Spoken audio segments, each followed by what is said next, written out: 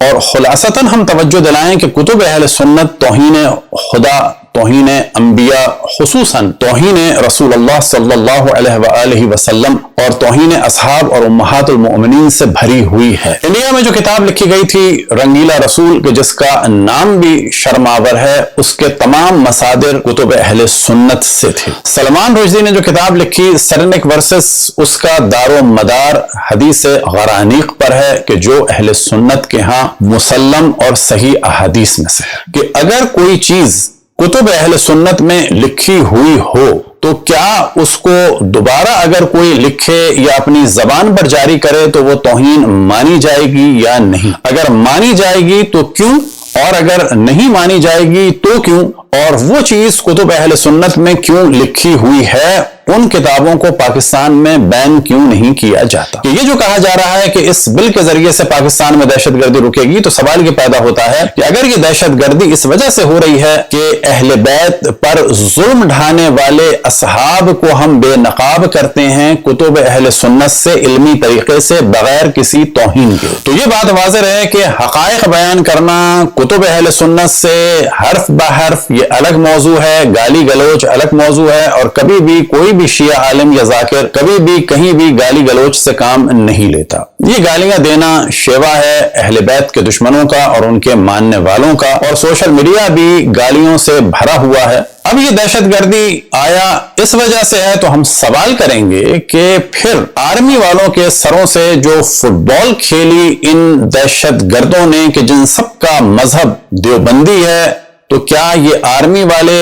توہین اصحاب یا امہات المؤمنین میں مبتلا تھے؟ یہ جو پولیس کے مراکز پہ حملے ہوئے، رینجرز کے مراکز پہ حملے ہوئے، آرمی کے مراکز پہ حملے ہوئے، حتیٰ آرمی سے ریلیٹڈ مساجد پہ حملے ہوئے، یہ جو فیصل بیس پہ حملہ ہوا، یہ جو اس جہاز کو نشانہ بنایا گیا، تو کیا یہ تمام مراکز دشمنان صحابہ اور دشمنان امہات المؤمنین کے تھے؟ کیا یہ جہاز توہین صحابہ کرتا تھا؟ یہ جو داتا دربار میں عید میلاد النبی میں اور خصوصاً پشاور میں آرمی پبلک اسکول کے بچوں کو بے دردی سے قتل کیا گیا، کیا یہ سب لوگ توہین اصحاب اور امہات المؤمنین میں مبتلا تھے؟ اور یہ سب کچھ جو پاکستان میں ہو رہا ہے فوج کے ساتھ دیوبندی دہشت گردوں کے ذریعے سے، کیا یہ بھی نتیجہ ہے اس چیز کا کہ فوج اصحاب کے یا امہات المؤمنین کے خلاف اور توہین کرتی ہے؟ لہذا یہ شرم آور بل جن لوگوں نے پاس کیا ہے، لگتا ہے کہ وہ قانون سے یا علم سے بہت دور ہیں، جبکہ قانون دان سب سے پہلے ڈسکس کرتے ہیں جو لفظ استعمال ہوا ہے اس کی کیا حد و حدود ہیں، کیا اس کی شرائط ہیں، اور کیا اس کے نتائج نکلیں گے۔ اس وقت بھی پاکستان ایک سخت ترین دور سے گزر رہا ہے، اور اس میں ایک بہت بڑا دخل دہشت گردی کا ہے، جو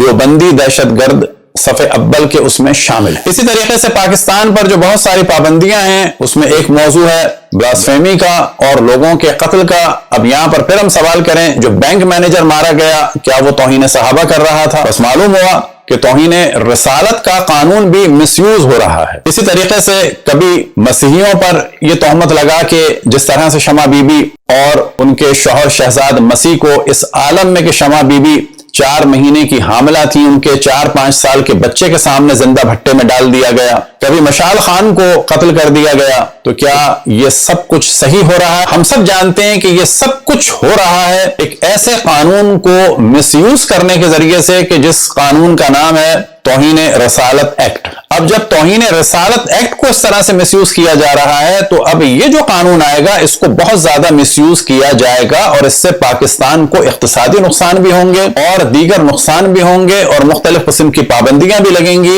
البتہ یہ ذہن میں رکھیں کہ جب اس قسم کے قانون بنیں گے تو بہت ساری چیزیں ہمیں کھولنے کا موقع ملے گا اپنے دفاع میں، اور وہ ہم چیزیں رکھیں گے اپنے برادران اہل سنت کے سامنے کہ آپ یہ بتائیے کہ یہ جو بات ہے کتب اہل سنت میں اور یہ جو عقیدہ ہے اہل سنت کا، کیا اس کو آپ لکھیں تو صحیح ہے اور ہم بیان کریں تو یہ توہین ہو جائے گی؟